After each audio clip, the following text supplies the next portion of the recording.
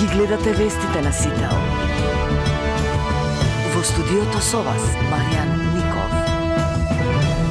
Платневни вести, добар ден. Во Центарот за управување со кризи во Скопје, министерот за внатрешни работи и раководител на управувачкиот комитет за координација и управување со системи за управување со кризи Панче Тошковски одржа пресконференција за најновите информации за состојбата на водата од гостиварскиот водовод.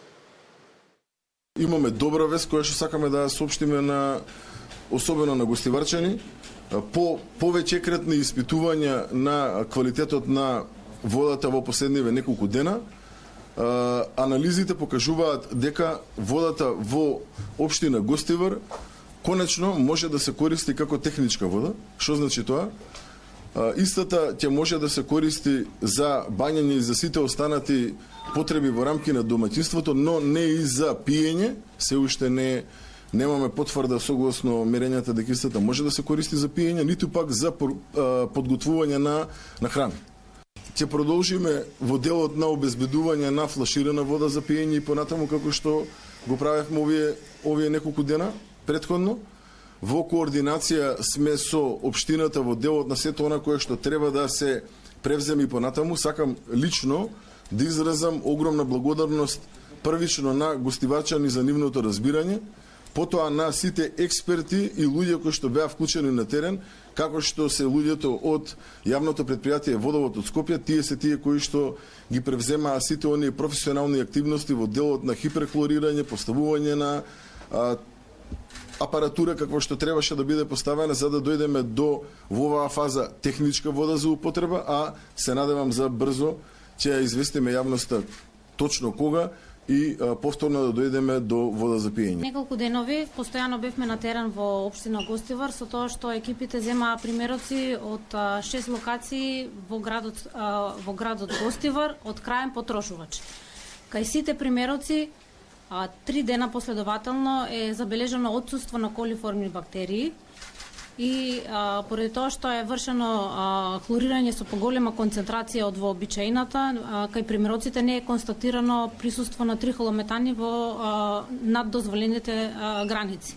Резултатите кои што ги добивме се доставени на кризниот штаб, а со тоа се доставени и на Агенцијата за храна и ветеринарство како надлежен орган. Во следните денови ќе го зголемиме бројот на мерни места во општина Гостивар и ќе го правиме оној основен преглед согласно правилникот за вода за пиење, со што со континуиран мониторинг ќе можеме да потврдиме дека водата во следните денови ќе може да биде и за пиење. Веднаш по појавата дека и водата во Крушевскиот водовод не е исправна, веднаш зборува со градоначалникот, при тоа бев информиран дека поради прекина електрична енергија најмногу еден час не работел хлорниот инструмент, односно немало хлорирање на водата, така што случајот во Крушево ни оддалеку не е сличен она што се случуваше во Гостивар. Веднаш после еден час тој уред кој што внесува хлор во градскиот водовод продолжил со работа и очекувам таму состојбата веќе да биде целосно стабилизирана, но повеќе информации треба да се побарат од локалната самоуправа. Повторувам, немаме ниту појава на луѓе кои што се жалат на здравствени симптоми и воопшто не треба да се споредуваат овие два случаи.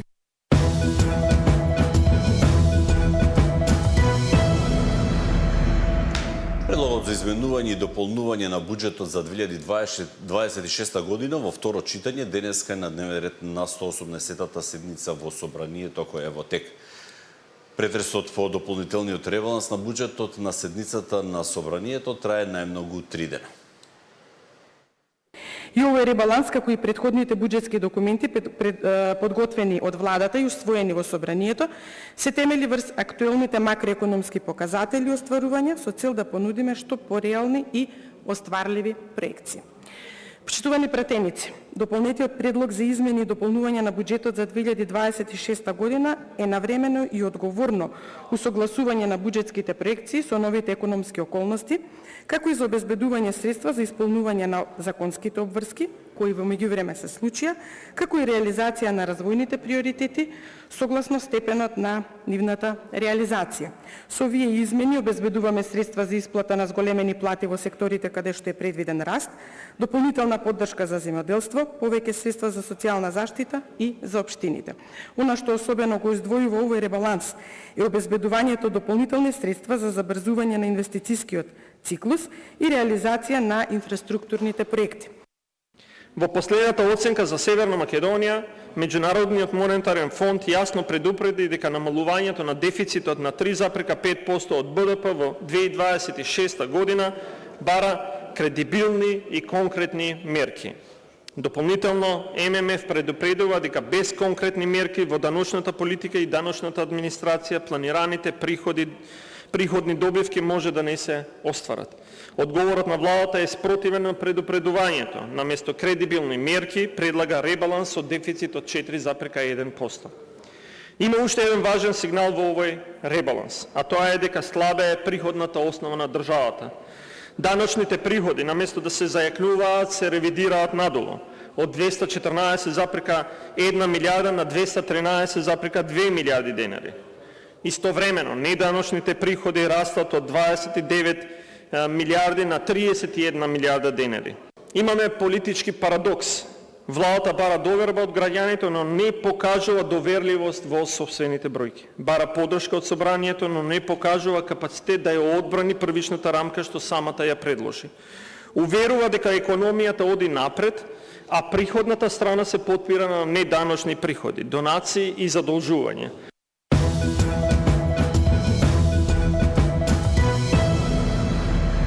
На својата редовна седница денеска Регулаторната комисија за енергетика треба да донесе одлука за новите малопродажни цени на горивата. Случувањата на Блискиот Исток и растот на цените на суровата нафта на светскиот пазар укажуваат на тоа дека денеска може да се очекува ново зголемување на цените. Премиерот Мицкоски најави дека Македонија ќе остане земја со најевтини цени на горивата и дека владата е подготвена да интервенира ако цените значително се зголемат.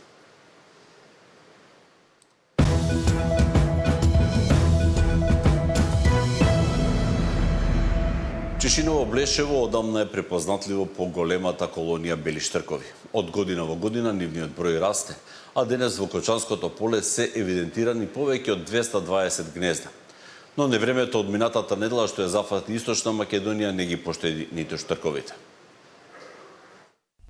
Невремето што неодамна ја зафати општина Чешиново Облешево не ги поштеди ниту штрковите. Неколку птици беа повредени и додека дел од нив закрепнуваат, локалната самоуправа најавува отварање на првиот центар за рехабилитација на штркови во Македонија. За дел од популацијата на штрковите кои што во меѓувреме се појавуваат и на нашата територија како повредени, да најдеме соодветен згрижувачки центар каде што во моментот би можеле да бидат однесени тие штркови. Имаме одлична соработка со една личност која што екзистира во општина Ранковци и имаме одлична комуникација со неа. Таа во моментот ни е единственото место каде што можеме да ги однесеме и оставиме тие повредени штркови на рехабилитација и подоцна пуштање во природата. Идејата не е само да се обезбеди простор за лекување, туку и да се изгради систем за згрижување на повредените птици. Во него би биле вклучени и жители на општината, кои доброволно ќе се грижат за штрковите додека не закрепнат. Прво да најдеме волонтери кои што сами ќе се нафатат да згрижуваат штркови и за среќа веќе ги има. Дел од вработените, дел од луѓето што се од нашата општина имаат згрижено повредени штркови и ги чуваат до моментот додека они сами можат да се справуваат со предизвиците на природата. Чешиново Облешево одамна е препознатливо по големата колонија на бели штркови. Од година во година нивниот број расте, па денес во Кочанско поле се евидентирани повеќе од 220 гнезда. Од општината очекуваат дека со новиот центар и со помошта на волонтерите ќе се зголемат шансите за спас и враќање на повредените птици во нивниот природен хабитат. За Сител, Трајан Ристовски. Околу 40 коњаници, меѓу кои 5 девојки. Вечер во 18 часот од дворот на црквата Свети Петар и Павле во Горно Лисиче ќе тргнат кон Крушево, продолжувајќи ја речиси 5-десениската традиција посветена на честувањето на Илинден и на македонските херои. Општина Аеродром ги поканува граѓаните да присуствуваат на свеченото испраќање на учесниците на 48-миот традиционален илинденски конјички марш, што се одржува во пресрет на одбележувањето на големиот државен празник 2 август Илинден. во организација на Сдруженијето на граѓани Илинденски марш 1978. Инаку на 31 јули конјаниците од Горно Лисиче ќе се обединат со учесниците од Свети Николе, Кичево и Битола, испраќајќи силна порака за единство, почитување на традицијата и зачувување на македонското историско наследство.